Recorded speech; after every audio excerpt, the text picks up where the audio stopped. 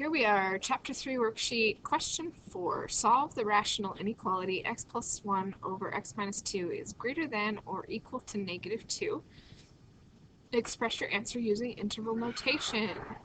Alright, so to start with, it's easiest to solve this analytically if it is with 0 on the right side instead of a number like negative 2. I mean, we could solve this graphically and have the graph of this rational expression and then, or rational function, with it intersecting a line at negative 2 and seeing where they intersect. But let's do it this way where we move everything to the other side so we have it with 0 on the right side instead. So here's the work showing that process of getting that common denominator. So I added the 2, and then the denominator is x minus 2, so I'm going to multiply the 2 by x minus 2 over x minus 2, distribute the 2, so that's 2x minus 4, combine like terms, so I have 3x minus 3 over my common denominator of x minus 2. So I have accomplished getting that 0 on the right side. So here is our new function. I factored out the 3 just because that's going to make finding that critical value at the x-intercept a little easier.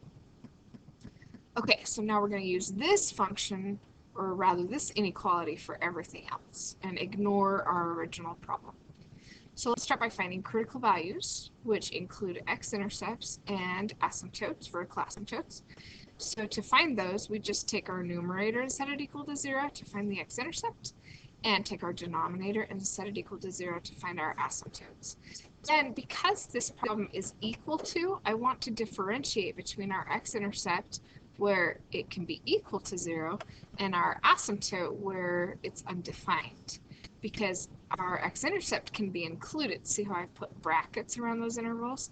But our asymptote cannot be included, so I have parentheses here.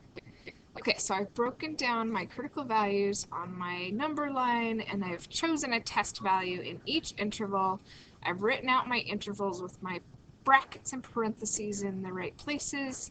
For this problem, of course, if it wasn't equal to, then everything would be parentheses because it wouldn't be equal to an x-intercept or the asymptote.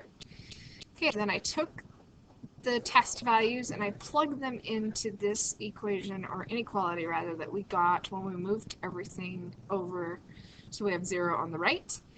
Plug in 0, I get 3 times negative 1 and on the top, and then I get 0 minus 2 on the bottom, so negative 3 divided by negative 2. Negative divided by a negative is positive. It doesn't even matter that it's 3/2, it's just positive. That's all I care.